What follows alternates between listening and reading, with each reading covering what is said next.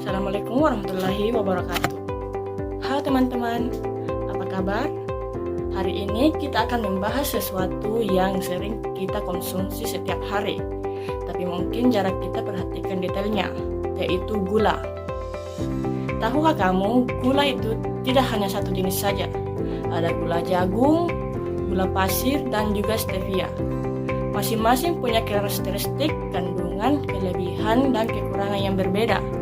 Di video ini, kita akan kupas tuntas ketiga jenis pemanis ini. Kita bahas mulai dari asalnya, komposisinya, kelebihannya, dan kekurangannya, sampai bagaimana sebaiknya kita mengonsumsinya. Jadi tonton sampai habis ya.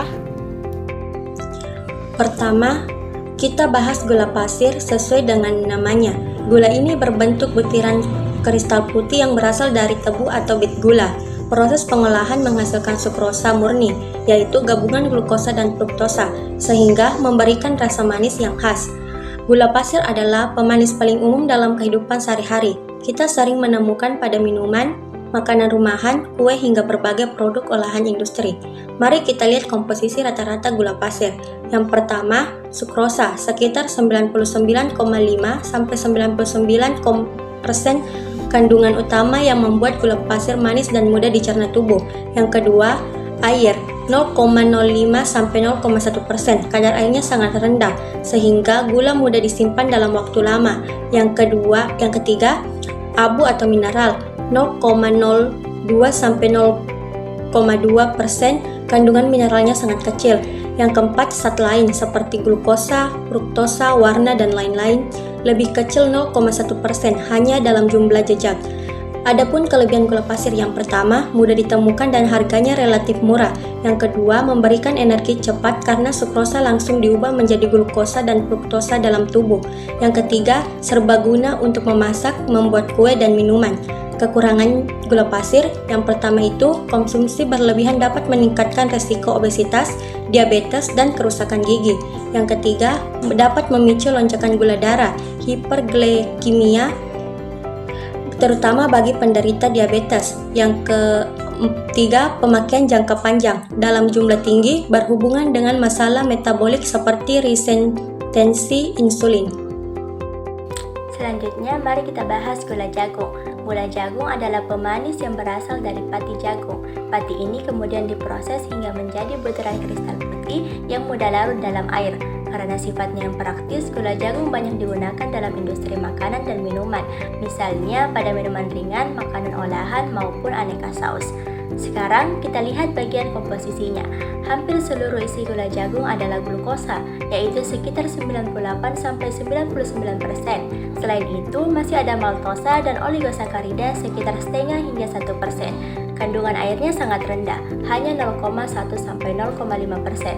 Sedangkan abu atau mineralnya hampir tidak ada, kurang dari 0,1%. Dari komposisi ini, kita bisa lihat kalau gula jagung memang lebih banyak memberi energi, tapi tidak menyumbang vitamin atau mineral penting. Kalau dilihat dari sisi kelebihannya, gula jagung punya beberapa hal positif, misalnya mudah larut baik dalam minuman panas maupun dingin, bisa dijadikan alternatif pemanis, dan serbaguna karena bisa dipakai di berbagai produk makanan dan minuman. Namun, kita juga harus memperhatikan kekurangannya. Kandungan glukosa yang sangat tinggi membuat gula jagung cepat meningkatkan kadar gula darah. Kalau dikonsumsi berlebihan, tentu bisa meningkatkan risiko obesitas dan diabetes. Ditambah lagi, nilai gizinya sangat terbatas, hanya berupa energi tanpa zat gizi lain. Jenis yang ketiga adalah gula stevia. Stevia merupakan pemanis alami yang berasal dari daun tanaman Stevia rhabodiana. Daun ini mengandung senyawa steviosid dan rhabodiosid A yang membuatnya terasa sangat manis, bahkan 200-300 kali lebih manis daripada gula pasir. Yang membedakan stevia dari gula biasanya adalah kandungan kalorinya yang nol. Stevia tidak mengandung karbohidrat yang signifikan sehingga tidak menambah energi. Karena itu, stevia dianggap sebagai pemanis yang lebih sehat dan banyak direkomendasikan direkomendasikan untuk penderita diabetes atau orang yang sedang diet. Adapun komposisi stevia yaitu steviosit dan ribodiosit A sebagai senyawa pemanis alami utama dan tidak mengandung kalori dan karbohidrat yang signifikan. Kemudian kelebihan stevia yaitu 0 kalori sehingga tidak menambah energi, tidak meningkatkan gula darah, relatif aman untuk penderita diabetes karena lebih manis daripada gula, pemikirannya lebih hemat. Adapun kekurangannya yaitu bisa meninggalkan aftertaste pahit atau rasa likorite pada sebagian orang.